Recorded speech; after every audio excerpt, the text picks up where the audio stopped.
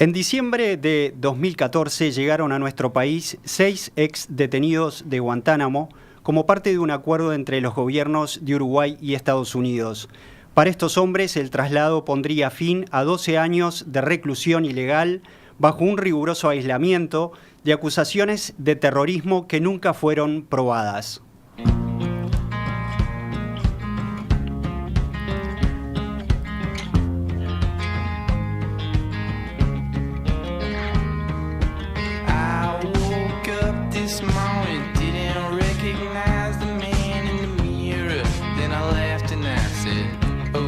El libro Guantánamo entre nosotros es una investigación periodística que nos sumerge en este centro de detención que tiene base en Cuba, narra los pormenores del traslado de los ex reclusos de Uruguay, y nos instala en la piel de uno de ellos, quizás el más conocido por todos nosotros y por todos ustedes, Jihad Diyab.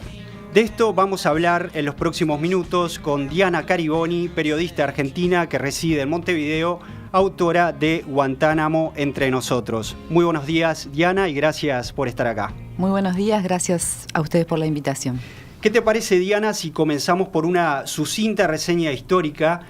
Quizás conviene recordar cómo es posible la existencia de esta base militar estadounidense, nada menos que en Cuba, ¿no? El enemigo acérrimo. ¿Cuándo se convierte en cárcel luego, además? Sí, bueno, la presencia de Estados Unidos en Cuba hay que rastrearla desde a fines del siglo XIX. La guerra contra España, la guerra de independencia de Cuba contra España y la participación de Estados Unidos en esa guerra determinó la famosa enmienda Platt, que incluía, digamos, una tutela sobre la nueva República de Cuba, pero también la presencia en Guantánamo, que es una bahía muy profunda, es una zona estratégica en el Caribe, que siempre fue codiciada por las potencias marinas que andaban por la zona, y que Estados Unidos utilizó para tener allí una base naval militar muy importante, que ha ido decayendo en importancia en las últimas décadas, pero que fue muy importante durante todo el siglo XX. A la llegada de Fidel Castro con la Revolución Cubana, Cuba le dice a Estados Unidos que se retire. Estados Unidos se niega a retirarse y continúa, digamos, ocupando una parte de la bahía, la parte sur, y una parte del territorio, donde, digamos, en los años 90 y a fines de los 90 hubo campos de refugiados, de haitianos que huían del golpe de Estado contra Jean Bertrand Aristide, de cubanos que huían querían llegar a Estados Unidos y fueron interceptados en el mar. Hubo decenas de miles de refugiados allí y en ese momento había problemas de disciplina, había todo tipo de problemas con esa gente, entonces también se hizo un pequeño campo para castigar a los desobedientes. El campo Rayos X, fue el que unos años después, en el año 2002, iba a dar lugar al primer centro de detención para sospechosos de terrorismo.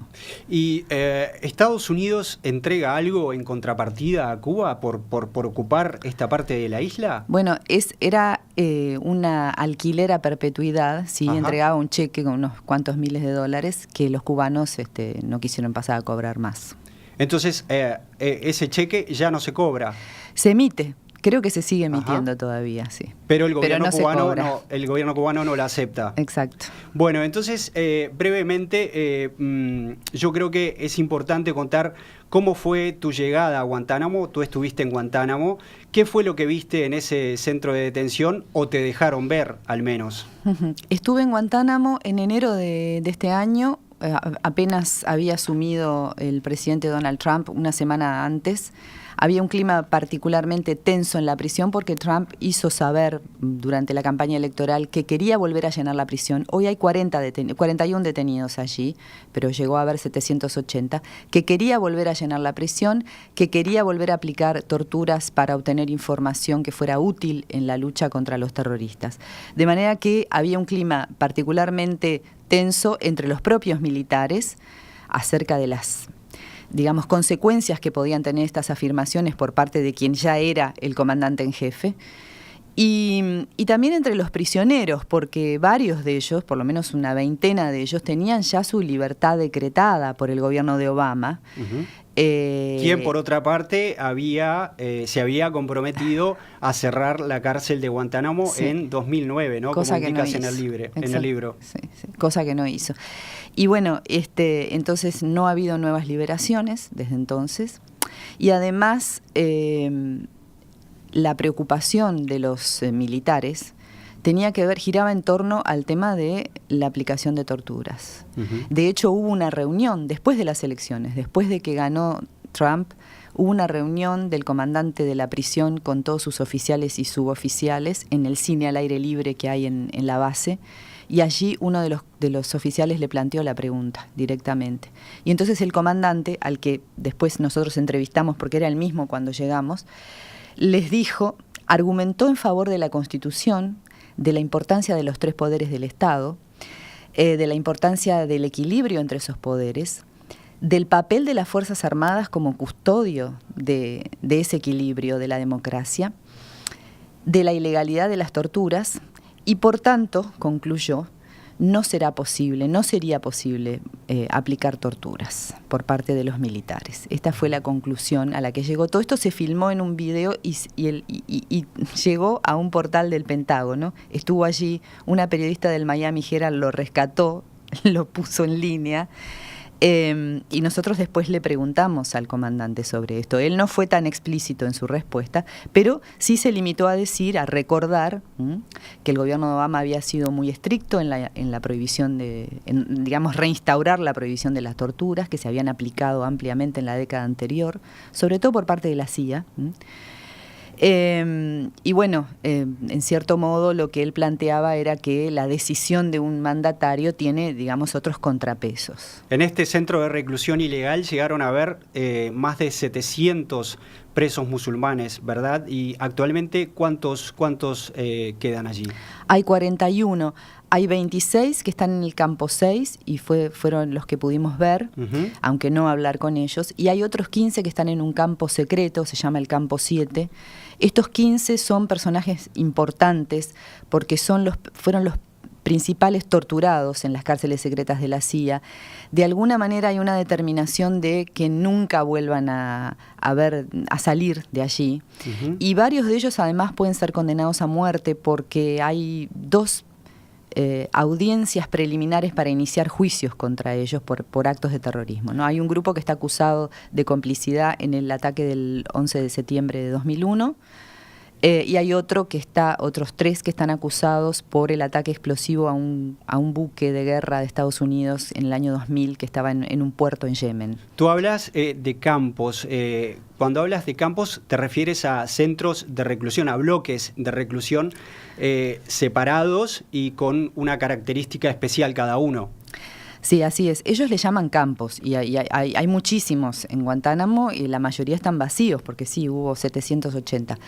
Ellos ahora están en el campo 6, que en realidad es una prisión de máxima seguridad, que está junto al campo 5, que fue el más famoso, donde las condiciones son, digamos, de vida comunal, es decir, hay una construcción que tiene como un espacio común, donde hay un televisor, donde hay piletas, donde hay una zona para comer, y en torno a ellas se ubican las celdas, que están en 2 pisos, y después, a partir de allí, se accede a unos patios de recreo por donde también pueden circular los presos libremente. Bueno, hay una parte del libro que llama mucho la atención y que puede sonar un poquito a frivolidad, pero tú hablas de que en Guantánamo, allí en el centro de reclusión, existe una videoteca y que los prisioneros de Guantánamo, ahora ex prisioneros, tenían como preferencia a Mujeres Desesperadas, la serie de televisión. Eso es como inaudito, insólito, ¿no?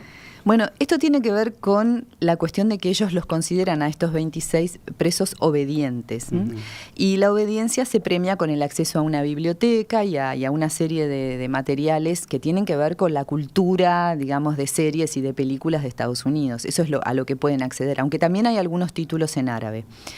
Y según la responsable de la biblioteca y de la videoteca, la serie más requerida es esa, Esposas Desesperadas. Yo lo tomé como el clima de derrota o la sensación de que estas personas están quebradas, es decir, ya han perdido quizás referencia con su propia cultura y han decidido aceptar lo que tienen. Y lo que tienen es eso, la cultura estadounidense. Ajá. Si te parece, Diana, aterricemos en el libro. Allí cuentas cómo su creación está muy ligada al sirio Diyab, uno de los ex prisioneros enviados como refugiados a Uruguay. ¿Cómo ocurrió ese encuentro con Diyab y qué sucedió después? Ese encuentro se dio en un domingo en un balneario de Canelones, al que fuimos invitados varios periodistas por la gente del Ministerio del Interior y del PIT-CNT, que en esos primeros días estaba acompañándolos. Fue una reunión completamente off the record, o sea, era para charlar con ellos, compartir un almuerzo que ellos hicieron, cocinaron un cordero al estilo halal. Y ahí comprobé que de los 6 realmente el único que tenía interés en hablar de Guantánamo era Jihad Diab, uno de los 4 sirios que vinieron. Ahí, los otros 2 eran un palestino y un tunecino. Uh-huh. Él de inmediato me preguntó si yo conocía más o menos su historia. Yo le conté que sí, que muchos hechos de su pasaje por la prisión habían sido objeto de cobertura en la prensa internacional. Le dije que conocía lo de sus huelgas de hambre, la denuncia que él hizo contra la alimentación forzosa en la justicia estadounidense, en fin, una serie de acontecimientos que lo habían puesto a él, digamos, en primer plano con relación al resto del grupo. Ahí estamos hablando de ¿qué año? ¿2014? Cuando ellos llegaron, diciembre de 2014. Ahí está. ¿Y tu encuentro con Diyab fue? Una semana después. Ellos llegaron el 7 u 8 de diciembre y el domingo siguiente fue. Uh-huh. Bueno, y de inmediato él planteó el deseo de contar estas cosas y entonces establecimos un vínculo profesional, periodístico, a lo largo de muchos meses. Yo seguí visitándolo, primero en la casa del PIT-CNT, después en los distintos lugares donde él vivió. Primero con la idea de hacer un film documental que después quedó por el camino. Y que en cierto modo en mi elaboración del trabajo periodístico se convirtió en un libro porque era algo que estaba en mis manos hacer porque soy periodista de prensa escrita, ¿no? Uh-huh. ¿Cómo resultó para ti ese encuentro? Porque estamos hablando de un hombre musulmán que llegaba aquí en condiciones bastante embromadas y una mujer de cultura occidental. ¿Cómo se dio ese encuentro? ¿Cómo fue? Bueno, sí, uno se aproxima a eso con todos los prejuicios, ¿no? En realidad, al principio ellos eran sumamente cuidadosos con relación a las mujeres. Por ejemplo, no aceptaban fotografiarse con ninguna mujer. Creo que eso ha seguido siendo así, más o menos. O solamente aceptaban si uno se colocaba un velo. Pero después, en el resto del trato, eso fue cambiando rápidamente, sobre todo en el resto del grupo, que al principio ni siquiera daban la mano, después empezaron a dar la mano y después ya hacían como cualquier uruguayo que le da un beso, o sea, esa cosa de arrimar la mejilla, ¿no? Que es el beso rioplatense. Pero bueno, lo cierto es que Jihad, desde que llegó al Uruguay, ha tenido relación y contacto con muchas mujeres. De hecho, la mayoría de las personas que se han ocupado de él y que han contribuido a digamos, ayudarlo a insertarse al Uruguay, en fin, y que han estado en torno a él, la mayoría de ellas son mujeres. Uh-huh. De modo que creo que a él eso digamos, no le importa demasiado o no le cuesta demasiado. Sí hay una cuestión formal, ¿no? De no establecer contacto físico para nada. Él sí, nunca aceptó ni siquiera la mano. Pero desde el punto de vista de la comunicación, fluyó, digamos. Sí. En algunos casos yo pensaba, yo qué sé, por ejemplo en verano, ¿no? Decía, iré de musculosa, ¿no? Uh-huh. Pero después me daba cuenta que él caminaba por Montevideo, por la Rambla, y veía que la gente andaba en traje de baño, o sea, hay una cantidad de cosas, digamos, que ellos han tenido que asumir y me parece que a la larga es mejor. Digo, creo que lo mejor es abordarlo sin prejuicio y decir, bueno, nosotros somos así, los respetamos en sus creencias, en sus tradiciones, pero nosotros no vamos a dejar de ser como somos, ¿no? De su relato, del relato de Diyab sobre la reclusión en Guantánamo, ¿qué subrayarías? Bueno, yo creo que, a ver, lo más importante, las experiencias más importantes que él vivió allí se vinculan con las huelgas de hambre. Las huelgas de hambre han sido una práctica constante en Guantánamo, casi desde el inicio. Yo lo reseño eso en una parte del libro. Pero Jihad se sumó a ellas a partir de cierto momento. Inicialmente no estuvo. Y sobre todo se sumó a la de 2013, que fue un momento particularmente difícil porque el presidente Obama había prometido en el 2009 que iba a cerrar la prisión, sí, y en cierto momento del año 2013 hacía más de un año que no salía ningún preso. Los procesos estaban prácticamente detenidos y hubo una gran desmoralización dentro de la prisión. Entonces se hizo una huelga generalizada de más de 100 detenidos, y además el comandante de la prisión tomó una posición muy dura y decidió empezar a aplicar la alimentación forzosa por sonda de manera sumaria, digamos, ¿no? O sea, la gente que pasaba determinado índice de masa corporal o determinada cantidad de comidas salteadas iba a la alimentación forzosa. Y esta además se ejecutaba de una manera muy brutal. Y Jihad fue objeto de esta práctica muchas veces. Él además tiene un problema en la espalda por un accidente de tránsito que tuvo hace muchos años en Siria. Y entonces camina con muletas, en determinado momento incluso estuvo en silla de ruedas, de manera que toda la extracción forzosa, todo esto a él le ocasionaba un dolor muy particular. Y en ese momento, abogados especialistas en derechos humanos lo convencen de denunciar esto en la justicia estadounidense como una práctica equivalente a la tortura. Entonces tiene lugar un juicio por primera vez sobre algo que pasaba dentro de Guantánamo. Entonces es muy relevante ese proceso. La jueza que estuvo a cargo del caso en determinado momento dijo, sí, la alimentación forzosa tiene que detenerse porque es cruel y es inhumana. Pero el gobierno de Estados Unidos, esgrimiendo la cuestión de la seguridad nacional, ha frenado la mayoría de las demandas que tienen que ver con lo que pasa dentro de Guantánamo. Y este caso no fue una excepción. En determinado momento la jueza se declara incompetente al ver que tribunales de apelación le iban frenando sus reclamos. Y entonces ella dice en su alegato final, el único que puede detener esto es el presidente de la República, Barack Obama.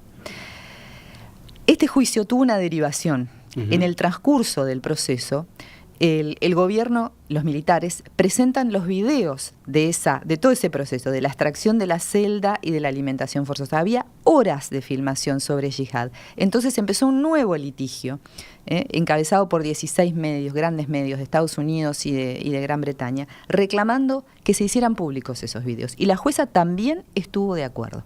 Eso se fue apelando, llegó a una tercera instancia y los tribunales de apelaciones han accedido al pedido del gobierno. No, por razones de seguridad nacional, esto no se puede ver.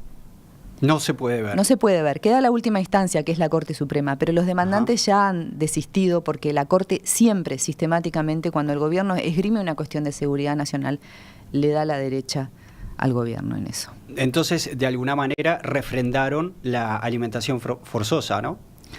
Bueno, el juicio por los videos tenía que ver con que la gente viera lo que estaba pasando ahí adentro. La alimentación forzosa tiene, digamos, dos vertientes. Por un lado, el Estado tiene responsabilidad de que no se le mueran de hambre los presos. Ese es el argumento del gobierno. Por otro lado, hay tratados internacionales que explicitan que cuando una persona está consciente y está tomando una decisión informada sobre lo que hace, tiene derecho a llevar a cabo esa protesta en forma pacífica. Y se considera una falta ética grave que los médicos interfieran de esa manera violenta en la huelga de hambre. Vamos a ver si podemos redondear. El texto revela, Diana, una serie de desprolijidades vinculadas al traslado de estas personas, improvisaciones tanto de parte de Estados Unidos como de Uruguay, ¿no? Voy a poner un ejemplo. No estaba prevista la atención psicológica de estos ex reclusos de Guantánamo que llegaron como refugiados a Uruguay, algo que llama muchísimo la atención. ¿Qué fue lo que a ti te llamó más la atención de todo este proceso del traslado? Bueno, a Estados Unidos no le interesa demasiado cómo se rearma la vida de estas personas. Sí le interesa, y en eso pone muchísimo cuidado, en las medidas de seguridad, en el control de estas personas. Eso está claro a lo largo del libro, en una cantidad de documentos. Estados Unidos establece condiciones muy estrictas o establecía con el gobierno de Obama, condiciones muy estrictas para liberarlos, que tienen que ver con el control de fronteras y con el control en general de la vida de estas personas. Uruguay no accedió formalmente a esto, pero sabe que ese control se lleva a cabo de todas maneras. También sabe que ningún país los va a aceptar, o sea que en los hechos están condenados, entre comillas, a vivir en el Uruguay. Pero por otra parte, el gobierno de Mujica, que fue el que negoció los términos, no estableció prácticamente nada para la reinserción de ellos. Lo único que hizo fue pedirle al PIT-CNT que se hiciera cargo en los primeros meses. Y esa fue una experiencia sumamente complicada, perturbadora, tanto para los 6 hombres como para los propios integrantes del PIT-CNT, que no tenían ni idea de cómo manejar este asunto. Porque no había traductor, entre otras cosas. Bueno, no había traductor, pero además es una central obrera, o sea, no tiene ningún tipo de experiencia en manejar estos casos. Y después se les pasó, ya con el gobierno de Vázquez, el tema a una ONG que maneja el tema de refugio acá en el Uruguay, el CEDU, el Servicio Ecuménico para la Dignidad Humana, que ha tratado este asunto también de una manera sumamente burocrática, yo diría con una falta de inteligencia notable. Es cierto, no se contrata a un trabajador social que no sabe árabe, que no sabe inglés, se determina de entrada que no hay necesidad de atención psicológica. En fin, se toman decisiones sumamente arbitrarias y el gobierno de Tabaré Vázquez, que es el que tuvo que lidiar con este asunto, muestra su desinterés en el hecho de que nunca nombró a un referente que fuera miembro del gobierno para tratar directamente el asunto. Cuando la cuestión estalla en esa protesta frente a la Embajada de Estados Unidos, en el que estuvieron acampando unas semanas varios de ellos, le pide a una persona, a un profesor universitario, de forma honoraria, que actúe como nexo con ellos, que es Cristian Mirza, que ha seguido hasta ahora más o menos en esa labor. O sea, esa es la prueba más clara de que el gobierno no se tomó en serio este asunto y no quiso ni siquiera establecer un diálogo directo con ellos. Sí, bueno, ahora ya para cerrar, quiero contarles que a los oyentes que en el libro tú y Dijab mantienen un intenso diálogo sobre el terrorismo, qué significa ser terrorista, quiénes son las víctimas, quiénes son los victimarios. Entonces, luego de esta larga investigación que te llevó más de 2 años, me gustaría saber cuál es tu balance de la guerra contra el terror y de los elementos que manejamos nosotros para entender este fenómeno, ¿no?, tan complejo. Sí, bueno, brevemente. Jihad tiene una posición muy ambigua sobre este asunto y en definitiva tiene derecho a criticar a Estados Unidos y digamos a tener una posición muy clara en contra del gobierno de Estados Unidos. Lo que yo rescato de todo su discurso, que es muy complejo y que detallo allí, es esto. El acto terrorista puede ser cometido por cualquiera, no lo define el actor, sino el acto en sí mismo. O sea, los estados también cometen actos terroristas y eso es una parte que nos salteamos en la cobertura general. Segundo, digamos, ¿cuál es la responsabilidad en el surgimiento de las grandes organizaciones terroristas de los últimos años? Afganistán, Estados Unidos intentando que en Afganistán la Unión Soviética tuviera su Vietnam y financiando a los mujahidines, de los cuales después surgió Al-Qaeda. El Estado Islámico surgiendo en Irak, posguerra, posinvasión de Estados Unidos. De manera que ahí hay una responsabilidad importante de los estados. Y la otra cuestión es, el acto terrorista es violencia política, pero no toda la violencia política es terrorismo. Y entonces allí yo cuento que hoy la comunidad internacional no ha podido ponerse de acuerdo en una definición única y obligatoria, legalmente vinculante sobre el terrorismo. Y es justamente por esto, por el papel de los estados y por delimitar el terrorismo dentro de la violencia política, que es un fenómeno más amplio y más complejo. Diana Cariboni, autora de Guantánamo entre nosotros, muchas gracias por acompañarnos esta mañana aquí en Perspectiva. Muchísimas gracias a ustedes. Hasta la próxima.